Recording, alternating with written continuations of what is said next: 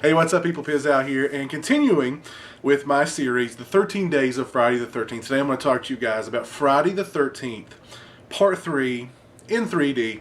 And just a little warning, I may upset some people with my review of Friday the 13th, Part 3 because of the first four Friday the 13th films that encompassed that era from 1980 to 1984, which was the golden era of slasher films.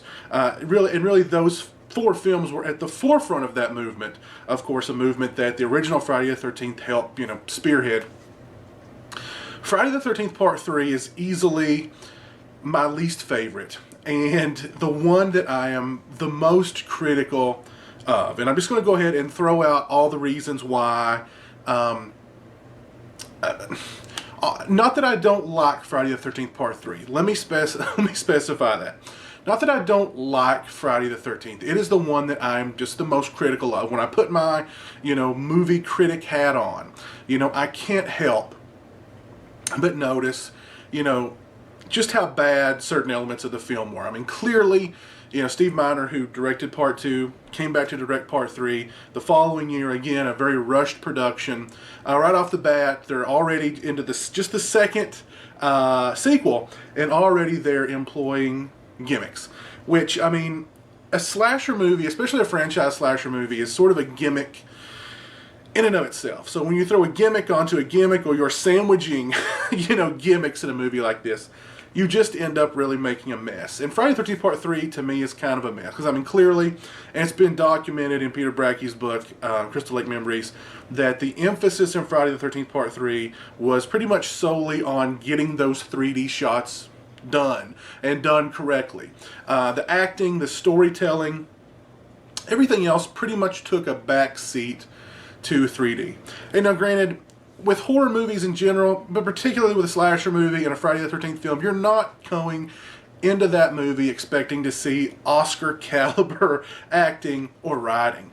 But in the case of Friday the 13th Part 3, the acting is just really bad. Even for a Friday the 13th movie, even for a horror movie, even for a cheap horror movie, the acting is bad.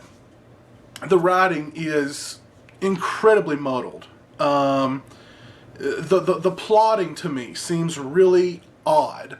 The whole flashback where Chris, our heroine in the film, is talking about being attacked by Jason just makes absolutely no sense.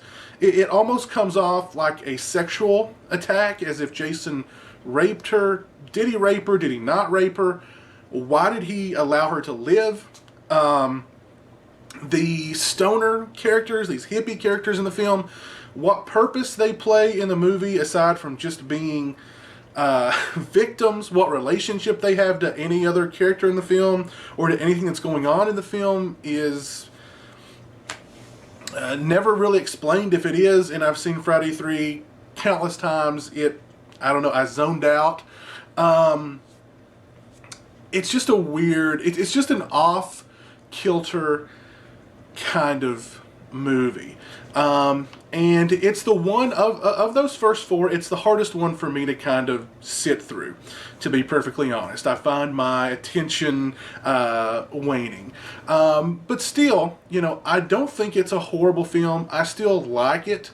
As a Friday the 13th film, it does have some standout moments, of course. I mean, Friday 3 introduced Jason Voorhees to his hockey mask, the iconic hockey mask, which would become his trademark, all these years later.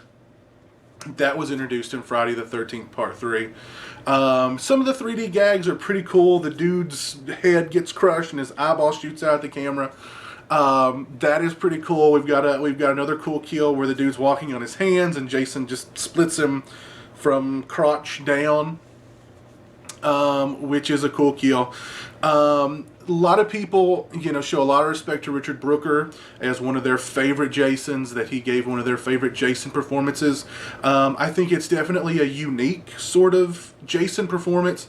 It was sort of right in that center of, Jason is still kind of human, yet we've witnessed that, he, can take a machete through his shoulder. He can take a beating and just, keep coming at you. So it was still in that sort of that area where, you know, is Jason human? Is he a monster? Is, you know, can we kill him? Can we not? You just sort of, you know, we're unsure of exactly what Jason is at this point, aside from just being, you know, a killer. Also, he is a much bigger, more sort of menacing Jason than what we saw with Friday the 13th Part 2 with Tater Sack Jason. Jason, that machete to the shoulder caused him to grow about, I don't know, a foot, and yeah, put on some muscle.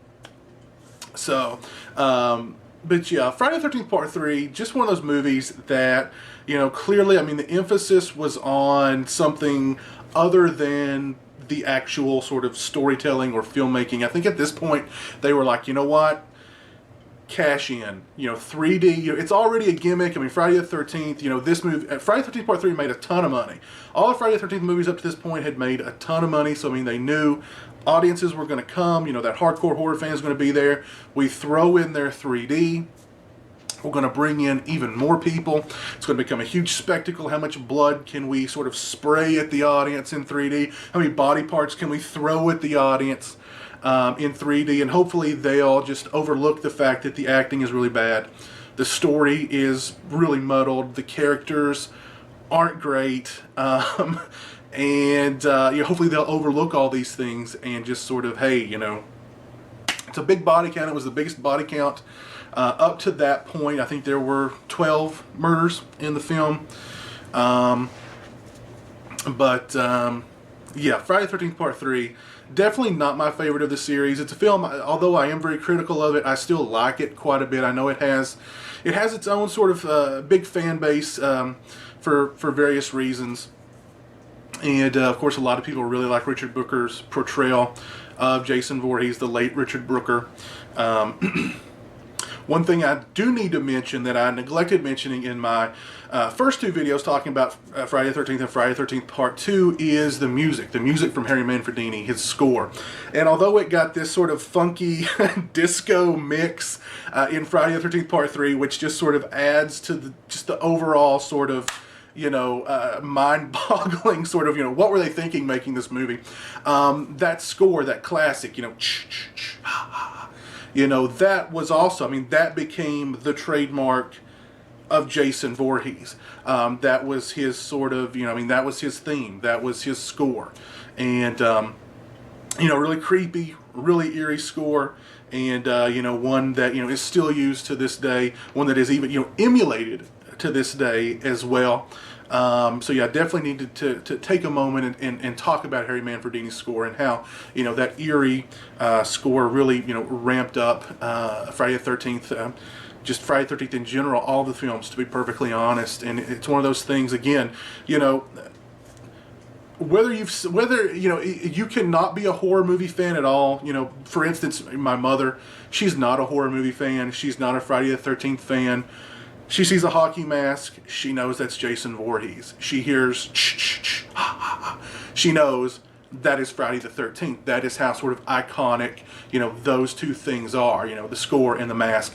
And, you know, this movie, it gave us the mask. So, I mean, a lot of people have tried to take credit for, you know, putting that mask on Jason's face. I think it was, according to Peter Brackey's book, one of the, I think it was one of the costume people, maybe, I don't remember. Somebody associated behind the scenes with the movie was a big hockey fan, and they had a hockey mask, and they said, hey, try this as a mask for Jason, and it worked, and it stuck, and so I mean, if nothing else, you know, Friday the 13th Part 3 put the hockey mask on Jason's face. And yeah, definitely let me know what you guys think of Friday the 13th Part 3, if, you know, you can overlook some of its faults and its flaws, no matter how sort of in their face they are. I mean, literally in their face, 3D style. And yeah, just let me know what you think of it. And yeah, so hope you guys enjoyed, and I will see you guys again soon with my thoughts on Friday the 13th, the final chapter. So until then, you guys take it easy. Peace.